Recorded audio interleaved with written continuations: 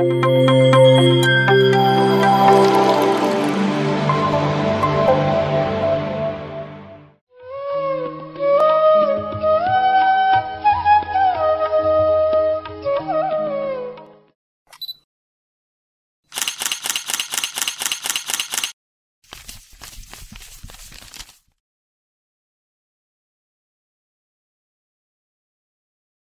PMC Kannada ವೀಕ್ಷಕರಿಗೆ ಎಲ್ಲರಿಗೂ welcome masters. ಎಲ್ಲರಿಗೂ ಆಹ್ವಾನ. ಅದ್ಭುತವಾದ ಒಂದು ಶ್ರೀ ಭಗವಾನ್ ರಮಣ ಮಹರ್ಷಿ ಅವರ ಜೀವಿತ ಚರಿತ್ರೆ, ಅವ್ರ ಜ್ಞಾನನ ತಗೊಳ್ಳೋದಕ್ಕೆ ನಾವೆಲ್ಲರೂ ನಮ್ಮೆಲ್ಲರನ್ನ ಕರ್ಕೊಂಡಿರೋಂಥ ರಮಣ ಮಹರ್ಷಿ ಅವರಿಗೆ, ನಮ್ಮೆಲ್ಲರ ಪ್ರೀತಿಯ ಗುರುಗಳಾಗಿರೋಂತಹ ಶ್ರೀ ಬ್ರಹ್ಮರ್ಷಿ ಪಿತಾಮಹ ಪತ್ರಿಜಿ ಗುರುಗಳಿಗೆ, ಸ್ವರ್ಣಮಾಲಾಮ್ಮನಿಗೆ, ಅರುಣಾಚಲೇಶ್ವರ ಶ್ರೀ ಅಭೀತ ಕುಚಾಂಬ ಸಹಿತ ಶ್ರೀ ಅರುಣಾಚಲೇಶ್ವರರಿಗೆ, ಶ್ರೀ ಭಗವಾನ್ ರಮಣ ಮಹರ್ಷಿ ಅವರಿಗೆ ಇಂಥ ಅದ್ಭುತವಾದ ಅವಕಾಶ ಕೊಟ್ಟ PMC ಕನ್ನಡ ಚಾನಲ್ ಅವರಿಗೆ ಹೃತ್ಪೂರ್ವಕ ಜನ್ಮಗಳ ಶತ ಕೋಟಿ ಪಾದಾಭಿವಂದನೆಗಳು ಸಮರ್ಪಿಸುತ್ತಾ, ನಾವು ಹೋದ ಎಪಿಸೋಡಲ್ಲಿ ಅರುಣಾಚಲಂ ಅಂದರೆ ಏನು, ಆ ತಿರುವಣ್ಣಾಮಲೆ ಅನ್ನೋ ಹೆಸರಿಗೆ ಯಾಕೆ ಅಷ್ಟು ಶಕ್ತಿ, ಅಲ್ಲಿ ಏನು ನಡೀತು ಅಂತ ತಿಳ್ಕೊಂಡಿದ್ದೀವಿ ಮಾಸ್ಟರ್ಸ್. ಈಗ ಆ ಜಾಗಕ್ಕೆ ರಮಣ ಮಹರ್ಷಿ ಅವರು ಯಾಕೆ ಬಂದರು ಅನ್ನೋದನ್ನು, ಆ ಭಗವಾನ್ ರಮಣ ಮಹರ್ಷಿ ಅವ್ರ ಬಗ್ಗೆ ತಿಳ್ಕೊಳ್ಳೋಣ ಮಾಸ್ಟರ್ಸ್. ನಾವು ಭಗವಾನ್ ಶ್ರೀ ರಮಣ ಮಹರ್ಷಿ ಅನ್ನೋರು ತಿರುಚುಳಿ ಗ್ರಾಮದಲ್ಲಿ ಸುಂದರಯ್ಯರ್ ಮತ್ತು ಅಳಗಮ್ಮ ಅನ್ನೋ ದಂಪತಿಗಳಿಗೆ ಎರಡನೆಯ ಮಗನಾಗಿ ಜನ್ಮ ತಗೊಳ್ತಾರೆ ಮಾಸ್ಟರ್ಸ್. ಆ ಜನ್ಮ ತಗೊಳ್ಳುವಂಥ ಒಂದು ದಿನ ಯಾವುದು ಅಂತಂದರೆ 1879 ಡಿಸೆಂಬರ್ 30ನೇ ತಾರೀಕು ಬೆಳಗಿನ ಜಾವ 1 ಗಂಟೆ ಸಮಯದಲ್ಲಿ ಮಾಸ್ಟರ್ಸ್. ನಾವು ನಿನ್ನೆ ಅರುಣಾಚಲಮಲ್ಲಿ ಆ ಶಿವರಾತ್ರಿ ದಿನ ಆರಿದ್ರಾ ನಕ್ಷತ್ರದಲ್ಲಿ ಆ ಲಿಂಗೋದ್ಭವ ಆಗಿರೋ ಅಂಥ ಆ ನಕ್ಷತ್ರ ಏನಿತ್ತೋ, ಆ ನಕ್ಷತ್ರದಲ್ಲೇ ಆ ಭಗವಾನ್ ಶ್ರೀ ರಮಣ ಮಹರ್ಷಿ ಅವರು ಕೂಡ ಜನ್ಮ ತಾಳ್ತಾರೆ ಮಾಸ್ಟರ್ಸ್. ಬೆಳಗಿನ ಜಾವ 1 ಗಂಟೆ ಸಮಯದಲ್ಲಿ ಆರಿದ್ರಾ ನಕ್ಷತ್ರದಲ್ಲಿ. ಆವತ್ತು ಎಂಥ ಮಹೋನ್ನತವಾದ ದಿನ ಅಂತಂದರೆ ಮಾಸ್ಟರ್ಸ್, ಆ ಅರುಣಾಚಲಮಲ್ಲಿ ಲಿಂಗೋದ್ಭವ ಆಗಿರೋ ದಿನ ಆ ಪರಮಶಿವ ಗೌತಮ ಮಹರ್ಷಿನ ಮತ್ತು ಪತಾಂಜಲಿ ಮಹರ್ಷಿನ ಕರೆದು ಅವರಿಗಲ್ಲಿ ಪೂಜಾದಿ ಕಾರ್ಯಕ್ರಮಗಳನ್ನ ಸವಿನಯವಾಗಿ ಸಕ್ರಮವಾಗಿ ನಡೆಸ್ಕೊಂಡು ಹೋಗಬೇಕು ಅಂತ ಅವರಿಗೆ ಆ ಜವಾಬ್ದಾರಿ ಕೊಟ್ಟಂಥ ಅದ್ಭುತವಾದ ದಿನ ಮಾಸ್ಟರ್ಸ್. ಅದು ಅರುಣಾಚಲಮಲ್ಲಿ ಫಸ್ಟು ಪೂಜೆ ಮಾಡೋದಕ್ಕೆ ಗೌತಮ ಮಹರ್ಷಿಗೆ ಮತ್ತು ಪತಾಂಜಲಿ ಮಹರ್ಷಿಗೆ ಅವರು ಜವಾಬ್ದಾರಿ ಕೊಟ್ಟಿರೋ ಅಂಥ ದಿನ, ಅದೇ ದಿನ ಅದೇ ನಕ್ಷತ್ರ, ಆ ನಕ್ಷತ್ರದಲ್ಲೇ ಶ್ರೀ ಭಗವಾನ್ ಜನ್ಮ ತಾಳಿರೋ ಅಂಥ ದಿನ ಮಾಸ್ಟರ್ಸ್. ಅವರ ಊರು ತಿರುಚುಳಿ. ಆ ತಿರುಚುಳಿಯಲ್ಲಿ ಆ ದಂಪತಿಗಳಿಗೆ ಎರಡನೆಯ ಮಗನಾಗಿ ಜನ್ಮ ತಾಳ್ತಾರೆ. ಅವರು ಶಾಸ್ತ್ರ ಪ್ರಕಾರ ವೆಂಕಟರಾಮಣ್ಣ ಅಂತ ನಾಮಕರಣ ಮಾಡ್ತಾರೆ ಮಾಸ್ಟರ್ಸ್. ವೆಂಕಟರಾಮನ್ ಅಂತ ನಾಮಕರಣ ಮಾಡಿ ಅವ್ರನ್ನ ಎಲ್ಲ ಮಕ್ಕಳ ಅವ್ರದ್ದು ಕೂಡ ಏನು ಅಂಥ ದೊಡ್ಡ ಶ್ರೀಮಂತರ ಕುಟುಂಬ ಅಲ್ಲ. ಅವರಾದರೆ ಆ ಕಾಲದಲ್ಲಿ ಒಂದು 10ನೇ ಕ್ಲಾಸ್ ಓದಿದ್ರು ಕೂಡ ಅವರು ದೊಡ್ಡ ಪದವಿಗೆ ಅರ್ಹರಾಗೋ ಅಂಥ ವಿದ್ಯೆ ಮಾಸ್ಟರ್ಸ್. ಅವಾಗ ಅಂಥ ಒಂದು ಅವರ ತಂದೆ ಕೂಡ ಓದಿನಲ್ಲಿ ಅಷ್ಟು ಮಾತ್ರ ಓದಿದ್ರು ಕೂಡ ಒಂದು ಹೆಸರಾಂತರ ಒಂದು ಲಾಯರ್ ಆಗಿ, ಪ್ಲೀಡರ್ ಅಂತ ಕರೆಯೋರು ಅವಾಗ, ಆ ಲಾಯರ್ ಆಗಿ ಕೆಲಸ ಮಾಡ್ತಿರ್ತಾರೆ ತಿರುಚುಳಿಯಲ್ಲಿ. ಒಂದು ಹೆಸರಾಂತ ಒಳ್ಳೆ ಹೆಸರು ತೊಗೊಂಡಿರ್ತಾರೆ ಬ್ರಾಹ್ಮಣ ಕುಟುಂಬದವರು. ಅಳಗಮ್ಮರು ಅಷ್ಟೇ, ಆ ಸುತ್ತಮುತ್ತ ಅಕ್ಕಪಕ್ಕದ ಮನೆಯವ್ರಿಗಾಗಲಿ ಆ ಊರಿನಲ್ಲಿರೋರಿಗಾಗಲಿ ಎಲ್ಲ ಪ್ರೀತಿಯಿಂದ ಮಾತಾಡಿಸೋದು ಮಾಡೋದು, ಎಲ್ಲ ಮಕ್ಕಳು ನೋಡಿದ್ರೆ ಆ ಪ್ರೀತಿಯಿಂದ ನೋಡ್ಕೊಳ್ಳೋದು, ಅಂಥ ಒಂದು ಗೌರವವಾದ ಒಂದು ಮಹನೀಯ ಕುಟುಂಬದಲ್ಲಿ ಬಂದಂಥ ಆ ಅಳಗಮ್ಮಲ್ಲಿ ಕೂಡ ಅದೇ ಥರ ಇರ್ತಾರೆ. ಆ ಸುಂದರಯ್ಯರು ಕೂಡ ಅದೇ ಥರ ಎಲ್ಲರನ್ನೂ ಪ್ರೀತಿಯಿಂದ ನೋಡ್ಕೊಳ್ತಾರೆ. ಅದಕ್ಕೆ ಹೆಸರಾಂತ ಲಾಯರಾಗಿರ್ತಾರೆ ಆ ಊರಲ್ಲಿ. ಅಂಥ ದಂಪತಿಗಳಿಗೆ ಭಗವಾನ್ ಆ ಮಗನಾಗಿ ಬರ್ತಾರೆ. ಬಂದಾಗ ಅವ್ರಿಗೆ ನಾರ್ಮಲಾಗಿ ಅವರಿಗೆ ವೆಂಕಟರಾಮಣ್ಣ ಅಂತ ನಾಮಕರಣ ಮಾಡಿ ಎಲ್ಲ ಮಕ್ಕಳ ಥರನೇ ಮಿಡ್ಲ್ ಫ್ಯಾಮ್ಲಿ. ಅವರಿಂದೇ ಮತ್ತೆ ಇನ್ನೂ 2 ಮಕ್ಕಳಾಗ್ತಾರೆ ಅವರಿಗೆ. ಮೊದಲಿದ್ದ ನಾಗಸ್ವಾಮಿ ಅಂತ ಇರ್ತಾರೆ, ಆಮೇಲೆ ನಾಗಸುಂದರಮ್ಮ ಅಂತ ಒಬ್ಬರು ಬರ್ತಾರೆ, ಆಮೇಲೆ ಅಲಿಮೇಲು ಅಂತ ಒಂದು ಹೆಣ್ಮಗಳು ಆಗ್ತಾಳೆ. ಈ 4 ಜನ ಮಕ್ಕಳನ್ನ ಅವರು ಒಂದು ಕೆಲಸದಲ್ಲಿ ಮನೆ ನಿಭಾಯಿಸ್ಕೊಂಡು ಮಕ್ಕಳನ್ನ ನೋಡಿಕೊಂಡು ಇರೋದರಲ್ಲಿ ಗೌರವವಾಗಿ ಬದುಕೋ ಅಂಥ ಒಂದು ಸಾಂಪ್ರದಾಯಸ್ಥರ ಕುಟುಂಬವಾಗಿರ್ತದೆ ಅದು. ಅಂಥ ಸಮಯದಲ್ಲಿ ಭಗವಾನ್ ಕೂಡ ಮಾಮೂಲಿಯಾಗಿ ಎಲ್ಲ ಮಕ್ಕಳ ಥರನೇ ಅವ್ರನ್ನ ಬೆಳೆಸ್ತಾರೆ, ಎಲ್ಲ ಮಾಡ್ತಾರೆ. ಒಂದು ನಾರ್ಮಲ್ ಆವಾಗೆಲ್ಲ ನಮ್ಮ ಥರ ಈ ಸ್ಕೂಲ್ಗಳಿಗಿನ್ನ ಗೌರ್ಮೆಂಟ್ ಸ್ಕೂಲ್ 5ನೇ ತರಗತಿವರೆಗೂ ಗೌರ್ಮೆಂಟ್ ಸ್ಕೂಲ್ಗಳೇ ಇರೋದು ಮಾಸ್ಟರ್ಸ್. ಅಂಥ ಗೌರ್ಮೆಂಟ್ ಸ್ಕೂಲಲ್ಲೇ ಆ ವೆಂಕಟರಾಮನ್ನು ಕೂಡ ಸೇರಿಸ್ತಾರೆ. ಒಂದು 5ನೇ ಕ್ಲಾಸ್ವರೆಗೂ ಅವ್ರ ಊರಲ್ಲೇ ಗೌರ್ಮೆಂಟ್ ಸ್ಕೂಲಲ್ಲೇ ಓದ್ತಾರೆ. ಅಲ್ಲಿ ಓದಿದಾಗ 5ನೇ ಕ್ಲಾಸಿಗೆ ಮಾತ್ರ ಅವರು 5ನೇ ಕ್ಲಾಸಿಗೆ ಸೇರೋ ಅಷ್ಟರಲ್ಲೇ ಅವರ ತಂದೆ ಆದ ಸುಂದರಮಯ್ಯರನ್ನವರು ಆ ದೇಹ ತ್ಯಾಗ ಮಾಡಿಬಿಡ್ತಾರೆ ಮಾಸ್ಟರ್ಸ್. ಅವರ ಅಣ್ಣ ನಾಗಸಾಧು ಅನ್ನೋರು, ಅವ್ರಿಗೆ ಆವಾಗ ಒಂದು 12 ವರ್ಷ ಇರ್ತದೆ, ಭಗವಾನ್ಗೊಂದು 9 ವರ್ಷ 10 ವರ್ಷಕ್ಕೆ ಬರೋವಂಥ ಸಮಯ. ಅವ್ರ ಅಣ್ಣನಿಗೆ ಒಂದು 12 ವರ್ಷ ಇರ್ತದೆ. ಆ ನಾಗಸ್ವಾಮಿನೇ ಆ ಮನೆ ಜವಾಬ್ದಾರಿ ತೊಗೊಬೇಕಾಗುತ್ತೆ. ಆ ತಂದೆ ತೀರ್ಕೊಂಡಾಗ ಆ ಮನೆ ಪರಿಸ್ಥಿತಿ ಸ್ವಲ್ಪ ಏರುಪೇರಾಗುತ್ತೆ. ತಾಯಿ ಒಬ್ಬಳಿಗೆ ಇನ್ನು ಅವ್ರು ಯಾವ ಕೆಲಸನೂ ಮಾಡಲ್ಲ, ಎಲ್ಲೂ ಹೋಗಲ್ಲ. ತಂದು ಕೊಟ್ಟಿದ್ದನ್ನು ಮನೆಯಲ್ಲೇ ಅಚ್ಚುಕಟ್ಟಾಗಿ ಇಟ್ಕೊಂಡು ಮಕ್ಕಳನ್ನ ನೋಡ್ಕೊಳ್ಳೋ ಅಂಥ ಒಂದು ಹೆಣ್ಣು. ಈ ಸಮಯದಲ್ಲಿ ದೊಡ್ಡ ಮಗ ಏನು ಮಾಡ್ತಾರೆ, ಚಿಕ್ಕ ಪುಟ್ಟ ಕೆಲಸಗಳು ಮಾಡಿಕೊಂಡು ಅವರು ಕಾಲೇಜಿದು ಕೂಡ ಓದ್ಕೊಂಡು, ಅವರು ಸ್ಕೂಲು ಕಾಲೇಜ್ವರೆಗೂ ಓದ್ಕೊಂಡು ಅವರು ಮುಂದುವರಿಸ್ತಾರೆ. ಈ ಸಮಯದಲ್ಲೂ ಎಲ್ಲ ಮಕ್ಕಳನ್ನ ನೋಡ್ಕೊಳ್ಳೋಕೆ ಕಷ್ಟ ಆಗುತ್ತೆ ಅಂದ್ಬಿಟ್ಟು ಆ ವೆಂಕಟರಾಮನವ್ರ ಚಿಕ್ಕಪ್ಪ ಬಂದು ಅತ್ತಿಗೆ ಹತ್ರ ಪರ್ಮಿಷನ್ ಕೇಳಿ, ಅತ್ತಿಗೆ ನಾನು ಇವನ್ನ ಬೇಕಾದ್ರೆ ವೆಂಕಟರಾಮನ ನಮ್ಮ ಮನೇಲಿ ಇಟ್ಕೊಂಡು ನಾನು ನೋಡ್ಕೊಳ್ತೀನಿ, ನಿಮ್ಮ ಇರೋ 3 ಜನ ಮಕ್ಕಳನ್ನ ನೀವು ನೋಡ್ಕೊಳ್ಳಿ, ಎಲ್ಲರಂದರೆ ನಿಮಗೆ ಕಷ್ಟ ಆಗುತ್ತೆ ಅಂತ ಹೇಳ್ಬಿಟ್ಟು ಆ ಚಿಕ್ಕಪ್ಪನ ಮನೆಗೆ ಕರ್ಕೊಂಡು ಹೋಗ್ತಾರೆ ಮಾಸ್ಟರ್ಸ್. 5ನೇ ತರಗತಿ ಪೂರ್ತಿ ಚಿಕ್ಕಪ್ಪನ ಮನೆಯಲ್ಲೇ ಮುಗಿಸ್ತಾರೆ ದಿಂಡಿಗಲ್ಲಲ್ಲಿ. ಆ ದಿಂಡಿಗಳಲ್ಲಿದ್ದಾಗಲೂ ಕೂಡ ಅವರು ಎಲ್ಲರಿಗೂ ಚಿಕ್ಕ ವಯಸ್ಸಿಂದ ಅಂದರೆ ಎಲ್ಲ ಮಕ್ಕಳ ಥರನೇ ಅವರು ಒಂದು ಸಾಮಾನ್ಯ ಮಗು ಥರನೇ ಇರ್ತಾಯಿದ್ರು. ಅವರು ಚಿಕ್ಕಪ್ಪನಿಗೆ ಹೆಲ್ಪ್ ಮಾಡೋದು, ನೀರು ತಂದು ಕೊಡೋದು, ತರಕಾರಿಗಳು ಕಟ್ ಮಾಡಿಕೊಡೋದು, ಅವ್ರು ಏನು ಕೆಲಸ ಹೇಳಿದ್ರು ಆ ಕೆಲಸ ಎಲ್ಲ ಮಾಡೋದು, ಒಂಥರ ಆ್ಯಕ್ಟಿವ್ ಆಗಿದ್ದಂಥ ಹುಡುಗ. ಆದರೆ ಓದಿನಲ್ಲಿ ಮಾತ್ರ ಆವಾಗಲೂ ಕೂಡ ಅವರಿಗೆ ಅಷ್ಟೊಂದು ಇಂಟ್ರೆಸ್ಟ್ ಇರೋದಿಲ್ಲ ಮಾಸ್ಟರ್ಸ್. ಓದಿನಲ್ಲಿ ಸ್ವಲ್ಪ ಹಿಂದೆ ಇರೋರು, ಆದರೆ ಆಟ ಪಾಠಗಳಲ್ಲಿ ಯಾವುದೇ ಗೇಮ್ ಇರಲಿ, ಯಾವುದೇ ಪೋಟಿ ಇರಲಿ ಫಸ್ಟ್ ನಿಂತ್ಕೊಳ್ಳೋರು. ಎಲ್ಲರ ಹತ್ರ ಒಂಥರ ಪ್ರೀತಿಯಿಂದ ಫೈಟಿಂಗ್ ಅಂತ ಹೇಳ್ಬೋದು, ಒಂಥರ ದ್ವೇಷದಿಂದ ಯಾವತ್ತೂ ಫೈಟಿಂಗ್ ನಿಲ್ತಾ ಇರಲಿಲ್ಲ ಅವರು. ಆ ಥರ ಪ್ರೀತಿಯಿಂದ ಎಲ್ಲರ ಹತ್ರ ಮಾತಾಡೋರು, ಇಲ್ಲ ನಾನೇ ಗೆಲ್ತೀನಿ, ನನ್ನದೇ ಫಸ್ಟ್ ಪ್ರೈಸ್ ಅಂತ ಅದೇ ಥರನೇ ಎಲ್ಲದರಲ್ಲೂ ಫಸ್ಟ್ ಪ್ರೈಸ್ ತೊಗೊಳ್ಳೋರು, ತುಂಬ ಆ್ಯಕ್ಟಿವ್ ಆಗಿರೋರು. ಅದೇ ಥರ ಮೈ ಕಟ್ಟು ಕೂಡ ಅವ್ರಿಗೆ ಗಟ್ಟಿಮುಟ್ಟಾಗಿ ತುಂಬ ಚೆನ್ನಾಗಿದ್ದರು ಹುಡುಗ ಅವರು. ಆ ಫೋಟೋಗಳು ಕೂಡ ನಮಗೆ ರಮಣಾಶ್ರಮಕ್ಕೆ ಹೋದ್ರೆ ಅಲ್ಲೂ ಸಿಗುತ್ತೆ ಮಾಸ್ಟರ್ಸ್. ಹಂಗೆ ಇದ್ದ ಹುಡುಗ ಚೆನ್ನಾಗಿ ಓದೋದು ಅಂದರೆ ಅಷ್ಟಕ್ಕಷ್ಟೇ ಇರುತ್ತೆ. ಇದೇ ಥರ ಅವರು ಜೀವನ ಮುಂದುವರ್ಸ್ಕೊಂಡು ಹೋಗ್ತಾರೆ. ಫ್ರೆಂಡ್ಸ್ ಜೊತೆ ಎಲ್ಲ ಸೇರಿಕೊಂಡು ಆಟ ಆಡೋದು, ಓದೋದು. ಆದರೆ ಒಂದು ವಿಷಯದಲ್ಲಿ ಮಾತ್ರ ಎಲ್ಲರಂತ ಅಲ್ಲ ಈ ಹುಡುಗ ಅನ್ನೋದನ್ನು ಅವ್ರ ಮನೆಯವರೆಲ್ಲ ತಿಳ್ಕೊಂಡಿರ್ತಾರೆ ಮಾಸ್ಟರ್ಸ್. ಯಾಕಂದರೆ ಎಲ್ಲ ಮಕ್ಕಳ ಥರ ನಿದ್ದೆಯಲ್ಲಿ ಮಾತ್ರ ಅವರು ನಿದ್ದೆ ಅನ್ನೋದು ಮಾಡಿಬಿಟ್ರೆ ಅವ್ರನ್ನ ಎಬ್ಬರಿಸೋಕಂದ್ರೆ ತುಂಬ ಕಷ್ಟ ಆಗೋದು ಎಲ್ಲರಿಗೂ. ಕುಂಭಕರ್ಣನ ಥರನೇ ಅಂತ ಹೇಳ್ತಾರೆ ಮಾಸ್ಟರ್ಸ್. ಆ ಒಂದು ವಿಷಯದಲ್ಲಿ ಮಾತ್ರ ಈ ಹುಡುಗ ಎಲ್ಲರಂತಲ್ಲ, ಮಲಗಿದ್ರೆ ಮತ್ತೆ ಎದ್ದೋಳಲ್ಲ, ಇವನು ಮಲಗಿದ್ರೆ ಎಬ್ಬರಿಸೋದು ತುಂಬ ಕಷ್ಟ ಅನ್ನೋ ಒಂದು ಫೀಲಿಂಗ್ ಆ ಮನೇಲಿ ಎಲ್ಲರಿಗೂ ಬಂದಿರ್ತದೆ.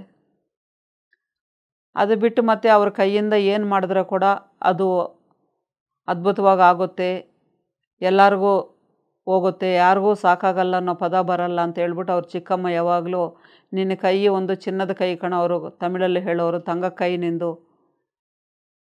ನೀನು ಫಸ್ಟು ಮುಟ್ಟು ಇದನ್ನು. ಏನಾದ್ರು ಒಂದು ಸ್ವೀಟ್ಗಳು ಮಾಡಬೇಕಂದ್ರೆ ನಮ್ಮ ಮನೆಯಲ್ಲಿ ಒಂದು ತಿಂಡಿ ತಿನಿಸುಗಳು ಮಾಡಬೇಕಾದ್ರೆ ಕೂಡ ಅವ್ರ ಹತ್ರ ಫಸ್ಟ್ ಮುಟ್ಟಿಸಿ ಅವ್ರನ್ನ ಮುಟ್ಟಿ ಅವ್ರು ಸ್ಟಾರ್ಟ್ ಮಾಡಿದಾಗ ಆಮೇಲೆ ಇವ್ರು ಮಾಡ್ಕೊಳ್ಳೋರಂತೆ ಮಾಸ್ಟರ್ಸ್. ಅಷ್ಟು ಪ್ರೀತಿ ತೋರಿಸೋರಂತೆ ಚಿಕ್ಕಮ್ಮ ಕೂಡ.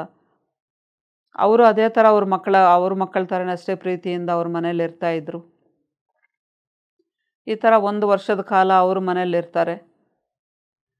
ಆಮೇಲೆ ಸ್ವಲ್ಪ ಕಾರಣಗಳಿಂದ ಮತ್ತೆ ತಿರುಗಿ ಅವ್ರ ಮನೆಗೆ ಬಂದುಬಿಡ್ತಾರೆ. ಮತ್ತು 6ನೇ ಕ್ಲಾಸ್ಗೆಲ್ಲ ಅವ್ರ ಮನೆಗೆ ಬರೋದಕ್ಕಿಂತ ಅವ್ರ ಅಣ್ಣ ಏನು ಮಾಡ್ತಾರೆ, ಇನ್ನು ಆ ಊರಲ್ಲೂ ಕೂಡ 5ನೇ ಕ್ಲಾಸ್ಗೇನೆ ಸ್ಕೂಲ್. ಅವಾಗೆಲ್ಲ 5ನೇ ಕ್ಲಾಸ್ವರೆಗೆ ಊರುಗಳಲ್ಲಿ ಸ್ಕೂಲ್ ಇದ್ದಿದ್ದು ಮಾಸ್ಟರ್. 6ನೇ ಕ್ಲಾಸ್ ಆದಾಗ ಸ್ವಲ್ಪ ದೂರಕ್ಕೆ ಸಿಟಿಗಳಲ್ಲಿ ಎಲ್ಲಿರ್ತಾವೆ ಅಲ್ಲಿ ಸ್ಕೂಲ್ಗಳಿಗೆ ಸೇರಿಸ್ಬೇಕಾಗಿತ್ತು. ಅಂಥ ಸಮಯದಲ್ಲಿ ಅವ್ರನ್ನ ಅಲ್ಲಿ ಮಧುರೈ ಅನ್ನೋ ದೊಡ್ಡ ಮಧುರೈ ಅಂತ ಹೇಳ್ತಾರೆ ಮಾಸ್ಟರ್ಸ್. ಅವರು ಮಧುರೈ ಮೀನಾಕ್ಷಿ ದೇವಸ್ಥಾನ ಅಂತಂದರೆ ಎಲ್ಲರಿಗೂ ಗೊತ್ತು. ಆ ಮಧುರೈ ಪಟ್ಟಣದಲ್ಲಿ ಅಲ್ಲಿ ಇರೋವಂಥ ಒಂದು ಇಂಗ್ಲೀಷ್ ಮೀಡಿಯಮ್ ಸ್ಕೂಲ್ಗೆ ಸೇರಿಸ್ತಾರೆ ಭಗವಾನ್ನ. ಅಮೆರಿಕನ್ ಸ್ಕೂಲ್ ಇರುತ್ತೆ, ಅಮೆರಿಕನ್ ಸ್ಕೂಲಿಗೆ ಸೇರಿಸ್ತಾರೆ. ಅದು ಯಾಕೋ ಗೊತ್ತಿಲ್ಲ, ಒಂದು 6 ತಿಂಗಳಿಗೆ ಮತ್ತೆ ಅವ್ರನ್ನ ಬೇರೆ ಇನ್ನೊಂದು ಇಂಗ್ಲೀಷ್ ಸ್ಕಾಟ್ ಸ್ಕೂಲ್ ಅಂತ ಇರುತ್ತೆ, ಅದರಲ್ಲಿ ಸೇರಿಸ್ತಾರೆ. ಆ 2 ಸ್ಕೂಲಿಗೆ ಹೋದಾಗಲೂ ಕೂಡ ಅವರಿಗೆ ಓದ್ರ ಮೇಲೆ ಅಷ್ಟೊಂದು ಇಂಟ್ರೆಸ್ಟ್ ಇರೋದಿಲ್ಲ. ಈ ಆಟ ಪಾಠಗಳಲ್ಲಿ ಮಾತ್ರ ಇಂಟ್ರೆಸ್ಟ್ ತೋರಿಸೋರು ಅವರು. ಅದು ಯಾವಾಗಲೂ ಮನೇಲಿ ಎಲ್ಲರಿಗೂ ಒಂಥರ ಸಂಕಟ ಕೂಡ ಆಗೋದು. ಈ ಹುಡುಗ ಇಷ್ಟು ಕಷ್ಟದಲ್ಲೂ ಕೂಡ ನಾವು ಹೇಳಿದ ಮಾತು ಕೇಳಲ್ಲ, ಸರಿಯಾಗಿ ಓದಲ್ಲ. ಆಗ ಟೀಚರ್ಸ್ ಹತ್ರ ಯಾವಾಗಲೂ ಕಂಪ್ಲೇಂಟ್, ಇವ್ನು ಸರಿಯಾಗಿ ಓದಲ್ಲ, ಯಾವ ಹೋಮ್ವರ್ಕ್ ಕೊಟ್ರೂ ಬರೆಯಲ್ಲ, ಇದರಲ್ಲಿ ಇಂಟ್ರೆಸ್ಟ್ ಇರಲ್ಲ ಇವನಿಗೆ, ಬೇರೆ ಎಲ್ಲದರಲ್ಲೂ ಚೆನ್ನಾಗಿರ್ತಾನೆ ಅಂತ ಯಾವಾಗಲೂ ಅವ್ರ ಮೇಲೆ ಆ ಥರ ಕಂಪ್ಲೇಂಟ್ ಮಾತ್ರ ಬರ್ತಾ ಇರೋದು. ಅವ್ರ ಅಣ್ಣನಿಗೆ ಅವ್ರ ತಾಯಿಗೆ ಅದನ್ನು ಕೇಳಿ ಕೇಳಿ ಅದನ್ನು ಬೇಜಾರಾಗ್ತಾ ಇರ್ತಾರೆ. ಅವ್ರ ಚಿಕ್ಕಪ್ಪನ ಕೂಡ ಅದೇ ಬೇಜಾರಾಗುತ್ತೆ. ಅವ್ರ ಊರಲ್ಲಿದ್ದಾಗಲೂ ಕೂಡ ಸೇಮ್ ಕಂಪ್ಲೇಂಟ್ ಅವ್ರದ್ದು. ಮಿಕ್ಕಿದೆಲ್ಲ ಚೆನ್ನಾಗಿರ್ತಾರೆ ಅವರು. ಅಂಥ ಸಮಯದಲ್ಲಿ ಅವ್ರ ಅಣ್ಣ ಯಾವಾಗಲೂ ಬೈಯೋರು, ನಿನಗೆ ಇವಾಗಲೂ ಜವಾಬ್ದಾರಿ ಬರಲ್ಲ, ಮನೆ ಪರಿಸ್ಥಿತಿ ಹಿಂಗಿದ್ರೆ ಕೂಡ ನೀನು ಓದ್ಕೊಳಕ್ಕಾಗಲ್ವಾ ಅಂತ ಚಿಕ್ಕದಾಗ ಅವ್ರ ಅಣ್ಣ ಅವಾಗವಾಗ ರೇಗ್ತಾನೆ ಇರೋರು. ಆದರೆ ಆ ಹುಡುಗ ಅದನ್ನು ಏನು ತಲೆಗೆ ಹಾಕ್ಕೊಳ್ಳಲ್ಲ, ಏನು ಅವ್ರಿಗೇನು ಅನಿಸುತ್ತೆ ಅದನ್ನೇ ಮಾಡ್ಕೊಂಡು ಹೋಗ್ತಾ ಇರೋರು. ಅವ್ರ ಊರಲ್ಲಿ ಅಲ್ಲಿ ಕೂಡ ಒಂದು ಈಶ್ವರನ ದೇವಸ್ಥಾನ ಇರುತ್ತೆ ಮಾಸ್ಟರ್ಸ್.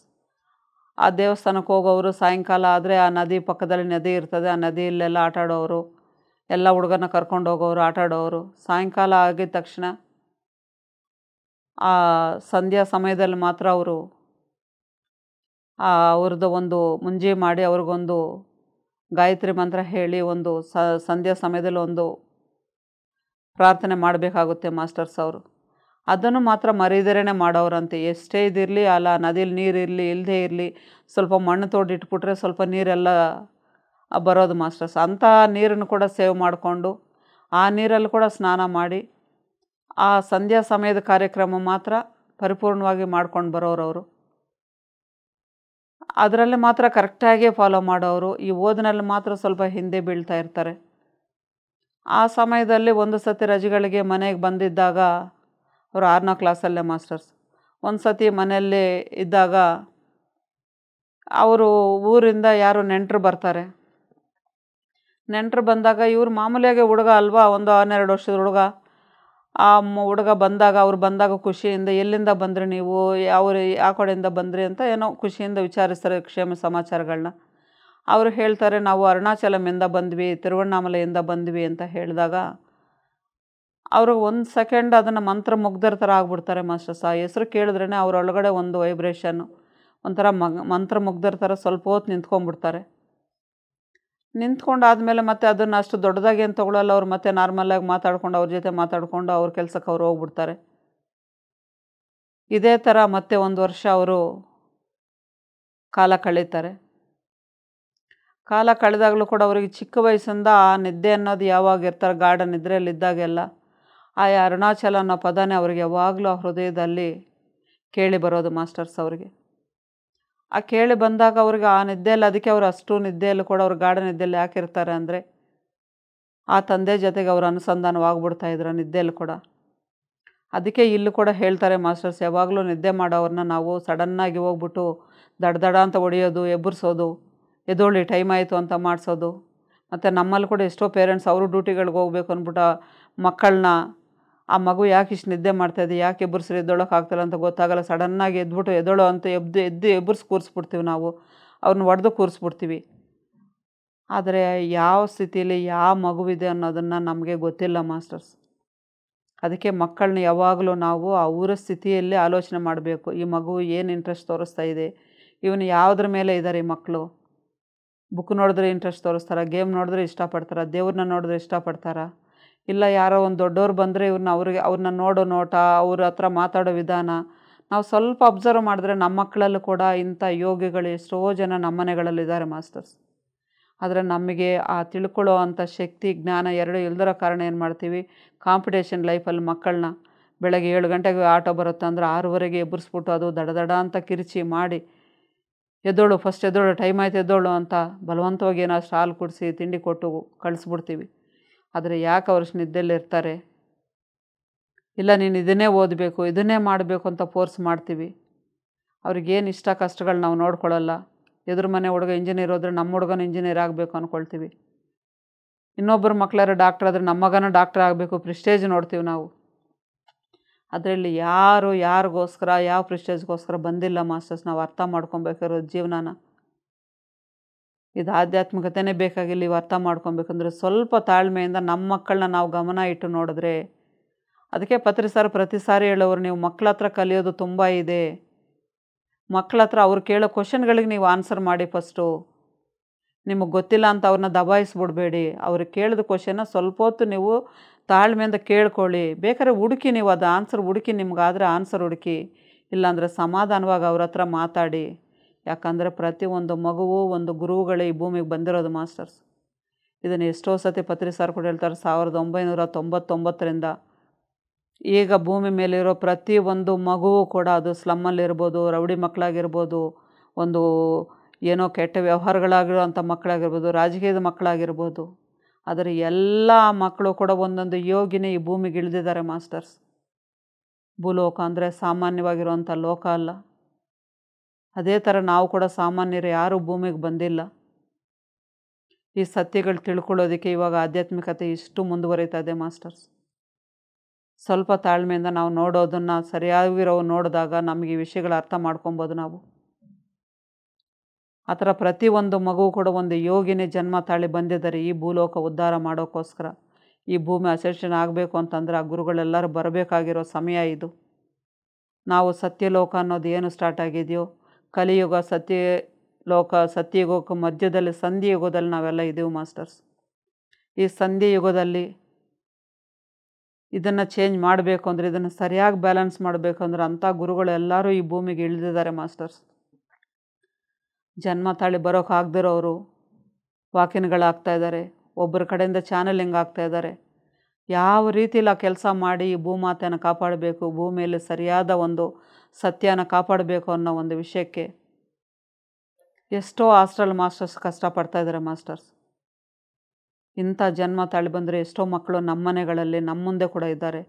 ಅದರಿಂದ ನಮ್ಮ ಮಕ್ಕಳನ್ನ ಫಸ್ಟು ನಾವು ಅವ್ರು ಏನು ಅಂತ ಅರ್ಥ ಮಾಡ್ಕೊಂಡು ಅವ್ರ ಹತ್ರ ಮಾತಾಡೋಣ. ಧ್ಯಾನ ಮಾಡ್ತಾನೆ, ಇವನಿಗೇನು ಬುದ್ಧಿನೇ ಬಂದಿಲ್ಲ, ಇವನು ಇವಾಗಲೂ ಹಿಂಗೆ ಆಡ್ತಾನೆ ಅಂತ ಬೈತಾರೆ. ಫಸ್ಟು ನಾವು ಧ್ಯಾನ ಮಾಡ್ತಾಯಿದ್ವಿ, ನಾವೇನು ಅರ್ಥ ಮಾಡ್ಕೊಳ್ತಾ ಇದ್ವಿ ಮಾಸ್ಟರ್ಸ್? ತಂದೆ ತಾಯಿಯಾಗಿರೋರು ನಾವೆಷ್ಟು ಜ್ಞಾನ ಬೆಳೆಸ್ತಾ ಇದ್ವಿ? ಎಲ್ಲರನ್ನೂ ಪರಮಾತ್ಮರಾಗಿ ನೋಡಿ ಅಂದರೆ ನಾವು ಈ ಥರ ಮಕ್ಕಳನ್ನ ಕೂಡ ನಾವು ಪರಮಾತ್ಮರಾಗಿ ನೋಡೋ ಶಕ್ತಿ ನಮಗಿಲ್ಲ ಅಂತಂದರೆ ನಾವಿನ್ನು ಆಧ್ಯಾತ್ಮಿಕತೆ ಎಲ್ಲಿವರೆಗೂ ನಾವು ಕಲಿತಾ ಇದ್ದೀವಿ? ಇದು ಸಂಪೂರ್ಣವಾದ ವಿಷಯಗಳು. ಫಸ್ಟು ನಾವು ಆಧ್ಯಾತ್ಮಿಕತೆ ಅಂದರೆ ಒಂದಿನಕ್ಕೆ ಓದಿ ಮುಗಿಸೋಂಥ ಬುಕ್ಕಲ್ಲ ಮಾಸ್ಟರ್ಸ್. ಇದು ನಾವು ಎಷ್ಟು ಸಂಪೂರ್ಣವಾಗಿ ಒಂದು ದಿನ ಒಂದು ಪೇಜ್ ಓದಿದ್ರೆ ಕೂಡ ಆ ಪೇಜಲ್ಲಿ ಪೂರ್ತಿ ಅರ್ಥ ಪರಮಾರ್ಥ ತಿಳ್ಕೊಂಡಾಗ ಮಾತ್ರ ಆ ಬರೆದಿರೋರಿಗೆ, ಅದನ್ನು ಕೊಟ್ಟಿರೋರಿಗೆ ಸಾರ್ಥಕ ಆಗುತ್ತೆ ಮಾಸ್ಟರ್ಸ್. ಇಲ್ಲಾಂದ್ರೆ ನಾವು ಎಷ್ಟು ಬುಕ್ಸನ್ನ 10 ಸತಿ 20 ಸತಿ ಓದಿದ್ರೆ ಕೂಡ ಅದರಲ್ಲಿ ಅರ್ಥ ತಿಳ್ಕೊಳ್ದೇ ಇದ್ದರೆ ಯಾವ ಪ್ರಯೋಜನವೂ ಇಲ್ಲ. ರಮಣ ಮಹರ್ಷಿ ಅಂತ ಆ ಮಹರ್ಷಿ ಅನ್ನೋ ಮಟ್ಟಕ್ಕೆ ಅವರು ಬೆಳೀಬೇಕು ಅಂತಂದರೆ ಆ ಮಗು ಅದೇ ಒಂದು ಮಿಡ್ಲ್ ಫ್ಯಾಮ್ಲಿ ನಮ್ಮಂಗೇನೆ ಅವರು ಕೂಡ ಒಂದೊತ್ತು ಊಟಕ್ಕಿರೋದು, ಒಂದೊತ್ತು ಊಟಕ್ಕಿರಲ್ಲ, ಇರೋದರಲ್ಲಿ ಶುಭ್ರತೆಯಿಂದ ಕಾಪಾಡಿದ್ರು ತಾಯಿ. ಆದರೆ ಅವರು ಅದೇ ಥರ ಇದ್ದರು. ಆದರೆ ಕೂಡ ಆ ನಿದ್ದೆ ಅನ್ನೋದನ್ನು ಅವ್ರಿಗೆ ಆ ಥರ ಇತ್ತು. ಆ ಸಮಯದಲ್ಲಿ ಅರ್ಥ ಮಾಡ್ಕೊಳ್ಳೋ ಶಕ್ತಿ ಆ ಮನೇಲಿ ಯಾರಿಗೂ ಇರಲಿಲ್ಲ ಅವ್ರಿಗೆ. ಯಾಕಂದರೆ ನಮ್ಮದು ಒಂದು ಮಿಡ್ಲ್ ಫ್ಯಾಮ್ಲಿ, ಸಾಮಾನ್ಯ ಕುಟುಂಬಗಳಲ್ಲಿ ಓದು ಕೂಡ ಇಲ್ಲದಿದ್ರೆ ಹೆಂಗೆ ಬದುಕ್ತಾರೆ, ನಮ್ಗೆ ಯಾರೂ ಆಧಾರ ಇಲ್ಲ ಅನ್ನೋ ಭಯ ಅವ್ರ ಅಣ್ಣನೂ ಕೂಡ. ಇನ್ನೇನು ಅವ್ರ ಅಣ್ಣ ಬೈಬೇಕು ಅಂತಲ್ಲ, ಅದರ ಸರಿಯಾದ ಆತ್ಮಜ್ಞಾನ ಇದ್ದು ಮಾತಾಡೋ ರೀತಿಯಲ್ಲಿ ಮಾತಾಡೋಕೆ ಅವ್ರಿಗೂ ಆಗ್ತಿರ್ಲಿಲ್ಲ. ಅವ್ರ ಸಂಕಟದಿಂದ ಮಾತಾಡ್ತಾಯಿದ್ರು. ಆದರೆ ಈ ಹುಡುಗ ಅದನ್ನೇನು ಅಷ್ಟು ಜಾಸ್ತಿ ಇಡ್ಸ್ಕೊಳ್ತಾ ಇರಲಿಲ್ಲ ಮಾಸ್ಟರ್ಸ್. ಏನು ನಮ್ಮ ಅಣ್ಣ ಯಾವಾಗಲೂ ಬೈಯೋದು ಹಿಂಗೆ ಇರ್ತದೆ, ಆದರೆ ನನಗದು ಇಷ್ಟ ಇಲ್ಲ, ನಾನೇನು ಮಾಡಲಿ ಅನ್ನೋ ಥರ ಕೂತ್ಕೊಳ್ಳೋರು. ಇವೆಲ್ಲ ಈ ಥರ ನಡೀತಾ ಇದ್ದಾಗ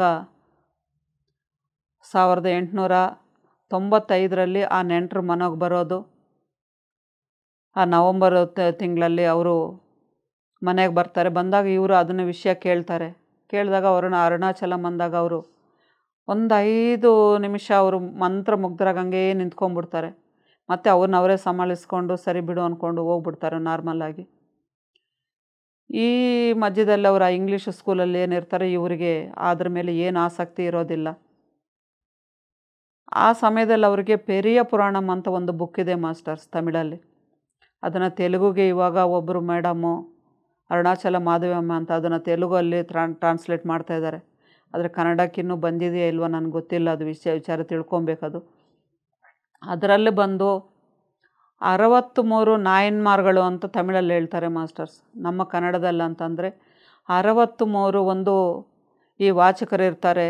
ಇವಾಗ ನಾವೇನೋ ದಾಸರಂತೀವಿ, ಇವಾಗ ನಮ್ಮ ಬಸವಣ್ಣನವ್ರ ಥರ, ಈ ಅಲ್ಲಮ್ಮ ಪ್ರಭುಗಳ ಥರ, ಈ ಕಬೀರ್ ದಾಸರ ಥರ, ಈ ಥರ ಯಾರು ಇರ್ತಾರೋ ಇವರು 63 ಜನ ಈಶ್ವರನ ಬಗ್ಗೆ ಅದ್ಭುತವಾದಂಥ ಸಾಧನೆ ಮಾಡಿ ಆ ಈಶ್ವರನ ಜೊತೆಗೆ ಜ್ಯೋತಿಯಾಗಿ ಅವರಲ್ಲಿ ಸೇರಿರೋ ಅಂಥ 63 ನಾಯನ್ಮಾರ್ಗಳವರು ಮಾಸ್ಟರ್ಸ್.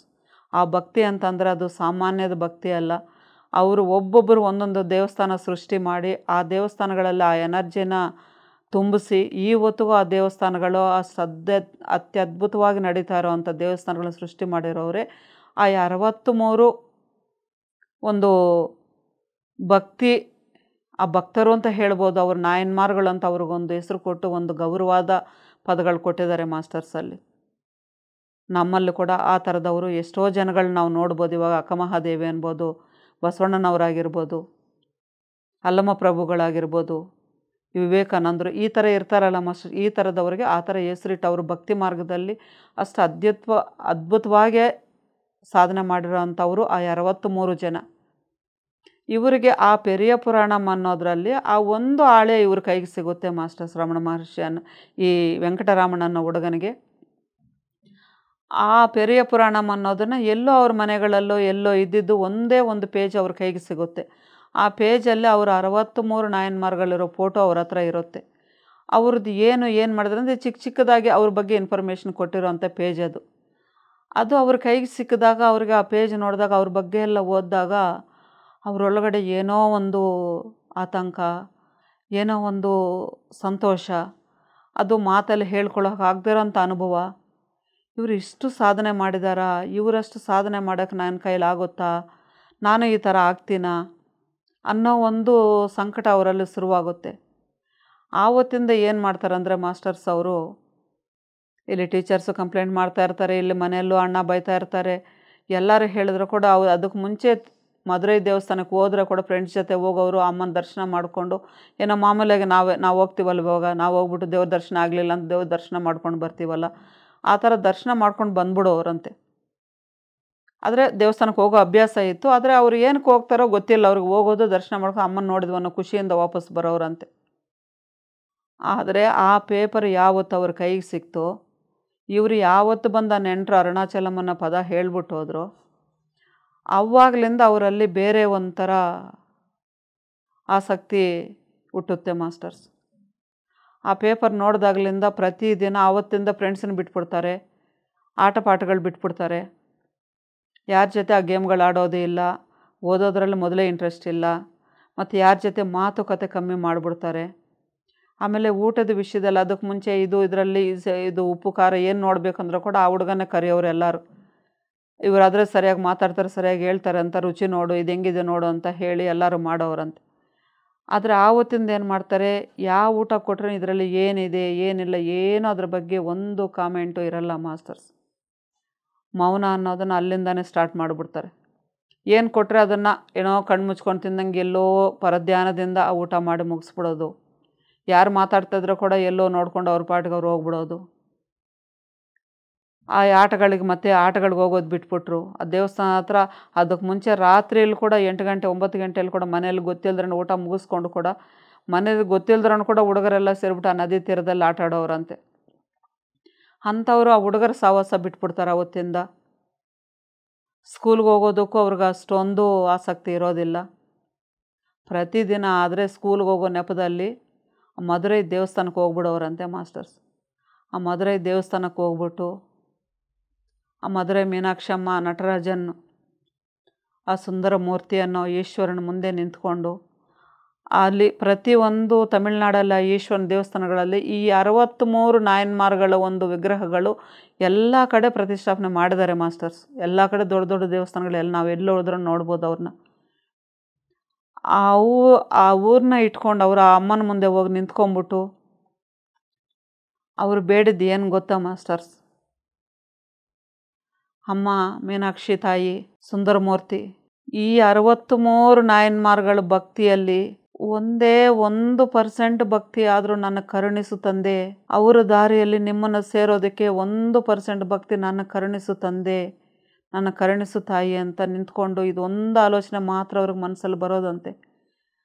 ಆ ಬಂದ ತಕ್ಷಣ ಅವ್ರಿಗೆ ಗೊತ್ತಿಲ್ಲ ಮಾಸ್ಟರ್ಸ್, ಅವ್ರ ಒಳಗಡೆ ಅದು ಆನಂದದ ಕಣ್ಣೀರ, ಆ ಭಕ್ತಿ ಕಣ್ಣೀರ, ಅವರಲ್ಲಿ ಸೇರಬೇಕು ಅನ್ನೋ ಒಂದು ಆತಂಕದ ಕಣ್ಣೀರ, ಅದು ಅವ್ರಿಗೆ ಗೊತ್ತಾಗ್ತಿರ್ಲಿಲ್ಲ ಮಾಸ್ಟರ್ಸ್. ಅಲ್ಲಿ ನಿಂತಿದ್ದ ತಕ್ಷಣ ಅವ್ರಿಗೆ ಕಣ್ಣಲ್ಲಿ ಧಾರಾಕಾರವಾಗಿ ನೀರು ಸೋರ್ತಾ ಇರೋದಂತೆ.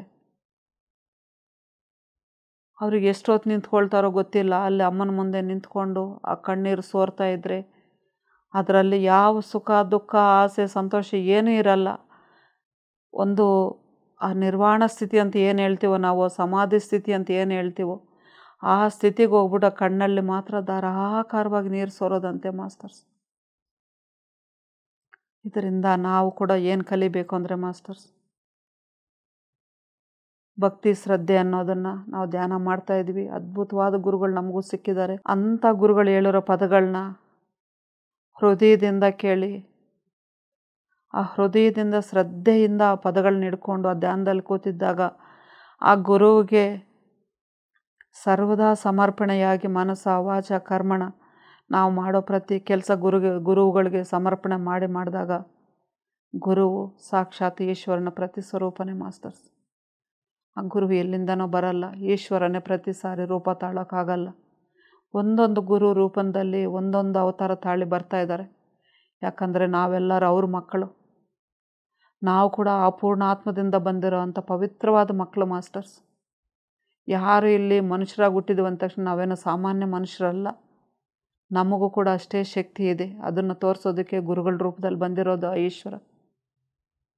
ಆ ಶ್ರದ್ಧೆ, ಆ ಭಕ್ತಿ ಅನ್ನೋದು ಆ ಹುಡುಗ ಆ ವೆಂಕಟರಾಮನ್ ಏನು ಕೇಳ್ಕೊಂಡ್ರು, ಆ 1% ಆ ಧ್ಯಾನದಲ್ಲಿ ನಾವು ಕೂಡ ನಿಮಗ್ನರಾದಾಗ, ಆ ಗುರುಗಳ ಜೊತೆ ಅನುಸಂಧಾನವಾಗಿ ನಾವು ಕೂಡ ಸೇರಬೇಕನ್ನೋ ಪರಿಜ್ಞಾನ ಇದ್ದು ನಾವು ಧ್ಯಾನ ಕೂತ್ಕೊಂಡಾಗ ಖಂಡಿತ ನಾವು ಕೂಡ ಸೇರ್ತೀವಿ ಮಾಸ್ಟರ್ಸ್.